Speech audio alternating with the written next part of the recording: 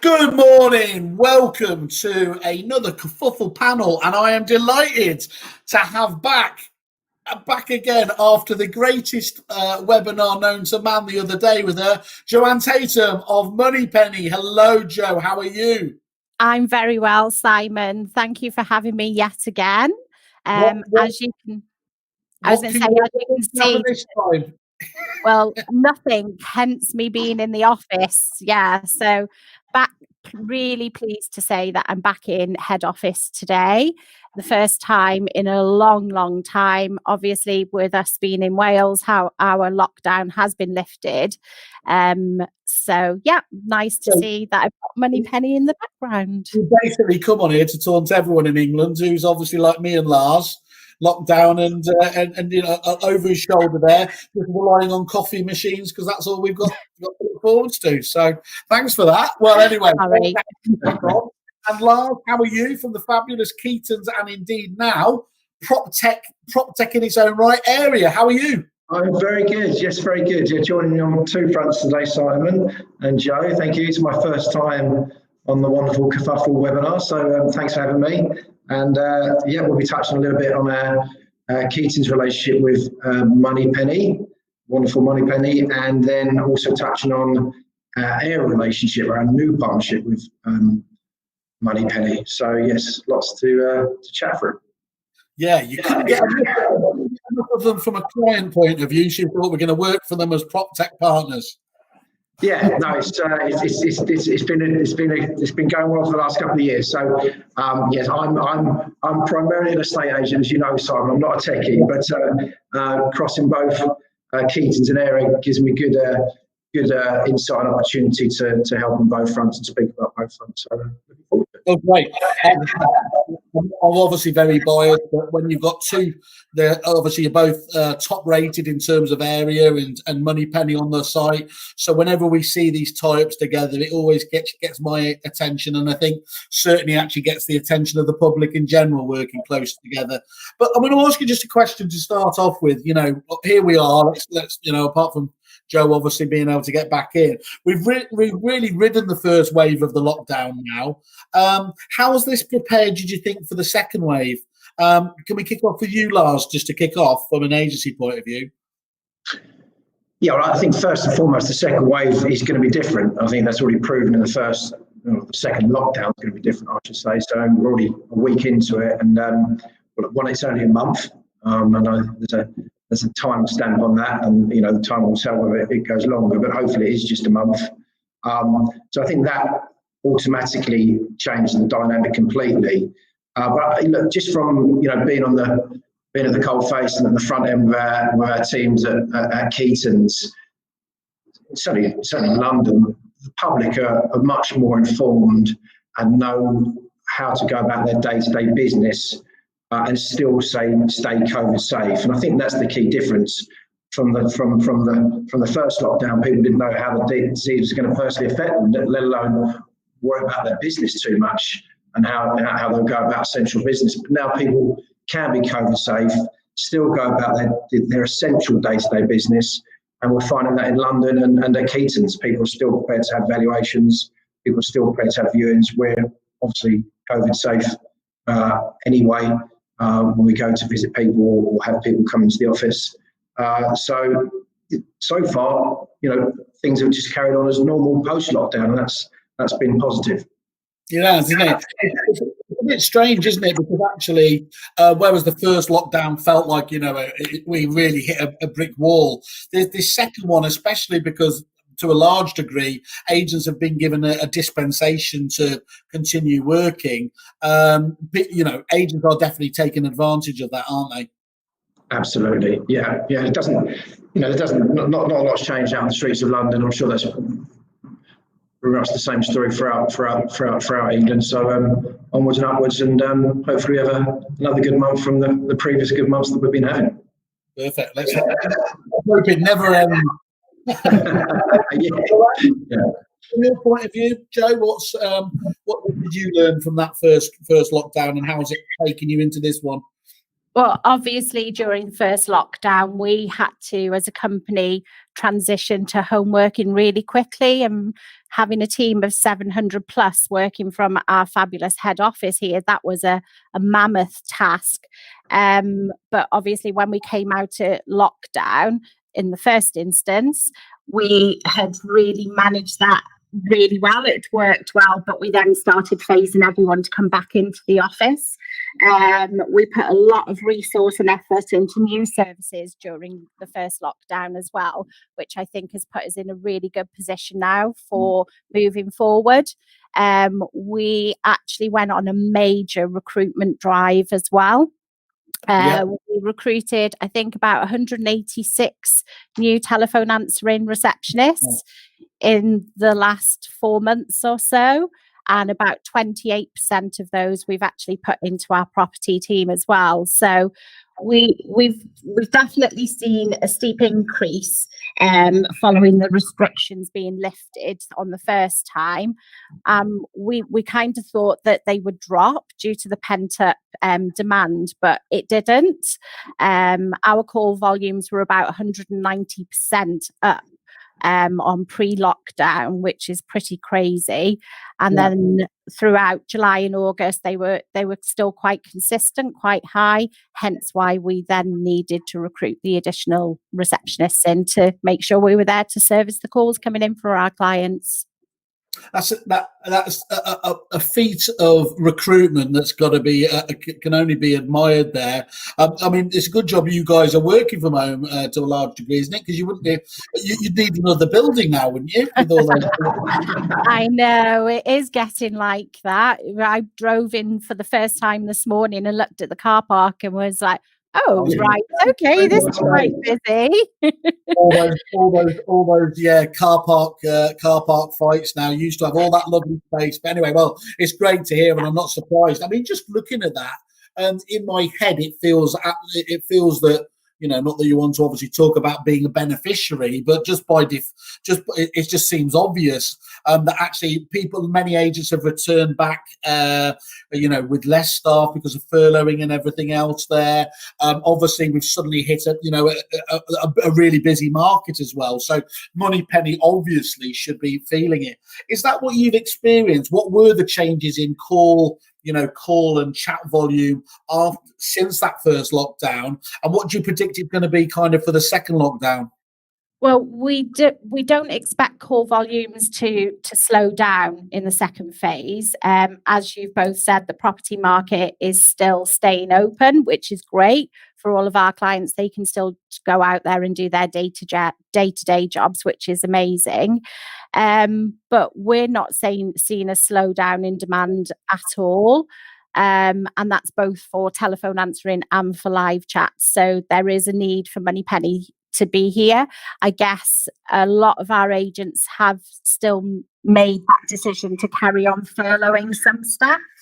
So again, they're relying on us a little bit more during this next 3 weeks. I think you've got left in it already, isn't it? I think you're just coming into finishing the first week. So I think that's going to carry on as well. We don't envisage that it's going to have an effect on the volumes. They're still going to be quite high. Okay, right. And just remind us again, how did you manage to support agents through and indeed post lockdown? So we helped with the fluctuating call volumes and chat volumes when the market reopened. We definitely knew that there was a surge in those calls coming through, and we knew that a lot of staff were not in agency still. So we offered digital switchboard. So we offered free digital switchboard to clients that didn't have that technology available to them, and also live chat as a software only package, which we've never ever done. So those were some of the things that we offered our clients to help them during some really tricky times. Interestingly enough, those clients that did take advantage of the free digital switchboard have now transitioned over to telephone answering with the dedicated property team. So it's just reiterated again that there's that need for that human interaction. People much prefer to have a conversation with someone. Yeah. So the clues in the name, Joe. I'm Simple Simon. Just tell me again, really, really easy. Just give us an overview of what a digital switchboard does from an agent point of view. So digital switchboard was all about technology, so having calls routed through voice recognition. So it could either go to sales and lettings, or it could go to individual employees within the business, but there was no human interaction with it. If nobody was available, it would just go through to their normal voicemail, etc. But as I say, we offered that for free for 3 months during the first lockdown. But as we were catching up with clients as they were coming back into the office, it was really clear to see, sorry, someone's just waving at me. It was really clear to see that 100% people wanted to have a receptionist on our property team. So they moved over very quickly from digital to human.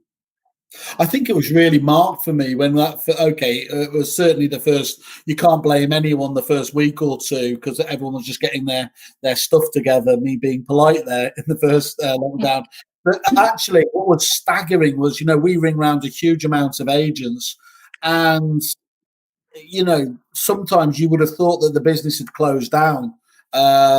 Endless ringing out, everything else. Now, unless they knew it was my number and they were just avoiding me, that's not a great experience from a consumer's point of view, is it? Because they're not going to wait around, are they? And Lars, from your point of view, just with your Keaton's hat on, how important was it having the likes of Moneypenny with you during that period? I'm guessing it was. It was essential. I'm not sure what we would have done not having that trusted relationship already in place, Simon, because we're a long-standing relationship with Moneypenny. So to come back from not fearing for your business, but not knowing what you'd come back to and how long and deep bad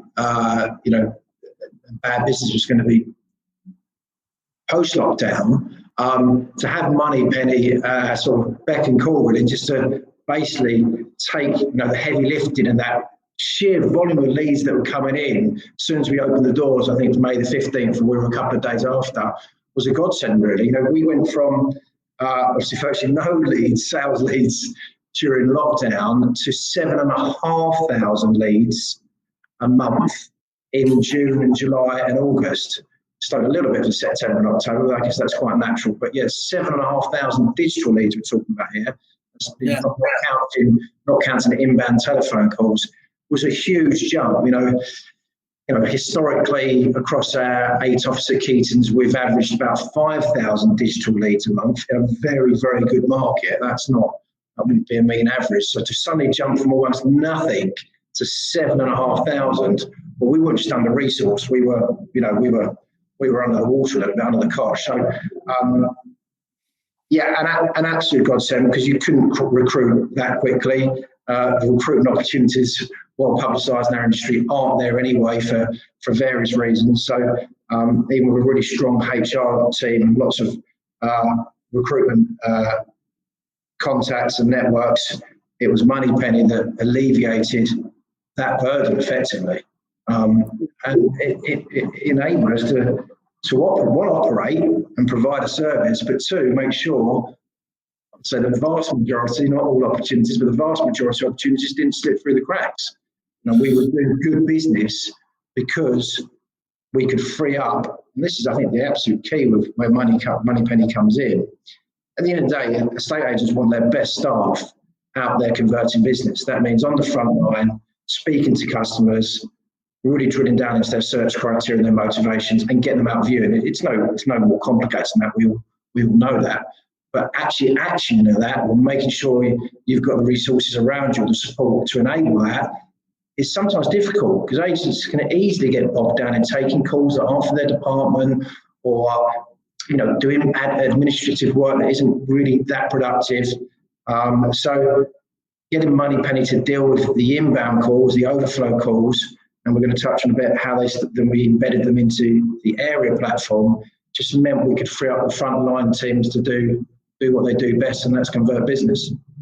I don't think it can be dated, can it, Lars, in terms of what you were just highlighting there, that stop-start nature of when the teams are in the middle of doing something and they are then constantly taking calls, that break in the productivity and everything else there, it's massive, isn't it? So being able to focus and keep your teams, the Yanks have that phrase, don't you? Keeping it the most dollar productive activities is a real demonstrable benefit, isn't it? 100%. Yeah, you can't underestimate the interruptions in a frontline stage. They're relentless, and they're often non-productive interruptions.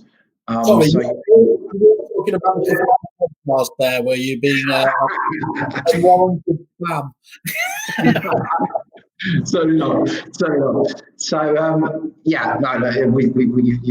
highlighted it well there, Simon. It's making sure the right people, the right teams are doing the important things for the majority of the day, because the day goes so quickly, and if they're not able and resourced accordingly to do what they're supposed to be doing, the day goes and there's plenty of opportunity that's been lost.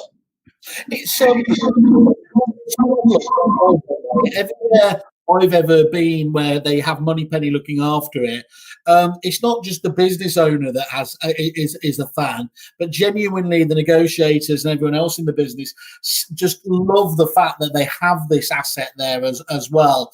I don't want to overplay the level of job satisfaction, but it does strike me, if you're working in an office supported by Moneypenny, you're going to have a better experience than otherwise.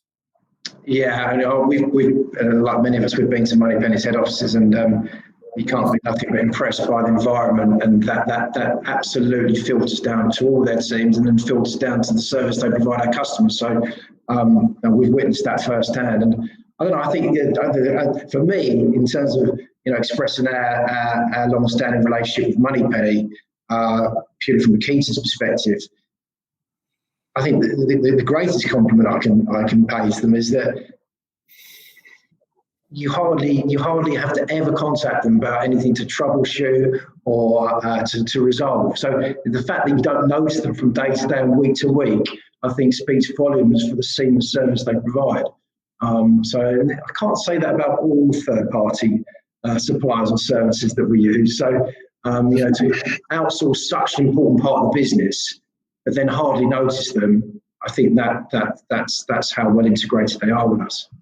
Well, I always encourage anybody to get to Moneypenny if you can do it. In terms of, I've been lucky enough to be around some of the genuinely the best, not just agencies, but best businesses around the world. Your Googles, and I still don't hold any of them ahead of Moneypenny in terms of the culture and the work environment they've created there. So it's worth a visit just for that. And it's not every day that you get greeted by a gorilla at the door. This is where I need to check that everyone else has seen that and it's not just me imagining it. So, I didn't see that one. The elephant on one side and the gorilla on the other. That's how it is. Thank you for that. That's really, I think it's just so vital to hear from people that, especially such a top agency as Keaton's there, to understand what the value is, because of course so often people get caught up in the nuts and bolts, and of course price is important there, and Moneypenny is not cheap. We really need to say it fits in that great Goldilocks zone in terms of it's not too expensive, it's not too cheap. But if you're looking to drive this down just purely on a price basis, you're really missing out on what the huge benefits that Moneypenny brings to the table is about, I think, anyway. So talk us through again, just Joe, just talk us through from who was it that saw the opportunity between area in particular here and Moneypenny? How did it develop? And just talk us through that. Okay, so going back to when we were in the first lockdown, that gave us lots of time to look at the strategy of Moneypenny and what we're going to do as a business moving forward. What can we do for our clients? So as you know, Simon, we went and put together the COVID screening bot. So when agents were given the green light to go back in, we had the COVID screening bot where they could send a link out to their clients that we're going out to do viewings and valuations for, not just making them feel as though they were looking after them, but also also looking after their internal staff as well. So, just a really non-intrusive questionnaire. Have they been in contact with anyone with COVID in a certain time frame, etc.?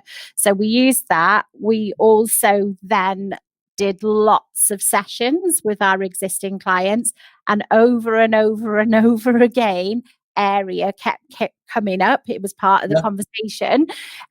So we created a whole new team for outbound calling. So whether it's qualifying prospects, arranging viewings or valuations, following up on appointments, viewing feedback, we know that a lot of our clients, when they came back into the office, they were going out doing lots of viewings, but they were then struggling to do the follow-up process for that. Maintaining existing clients' relationships, warming up old leads, etc. This is what we thought our outbound new service would do. So we've got an amazing team that are doing that.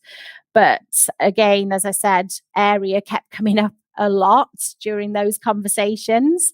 So that's where we then decided to get in touch with Kai and Lars and discuss about how we could work together to provide, I think we went with outbound calling first, wasn't it, Lars? What we could do with any clients utilising area, and then looking at Moneypenny to go and do the outbound calls for them. So that's where we started. So I think it was over a few months that we went into development, and Lars had a great relationship with the likes of Sarah Baker on our development team. About what we could do and how we could integrate with area for those calls, the outbound calls. So with the outbound calling, just to reiterate, when we are doing those calls as well, it is as though we're calling out as part of Keaton's. So when we make an outbound call to a client, it does actually display the Keaton's telephone number rather than the Moneypenny. So the person receiving that call is none the wiser that it's not someone internal. It's indistinguishable, isn't it? From from it's true white label service. It's albeit with a wonderful Welsh lilt. Lars, Joanne, fantastic. Thanks, Simon. Thanks for having me. Catch up with you. Thanks for having us. Take care.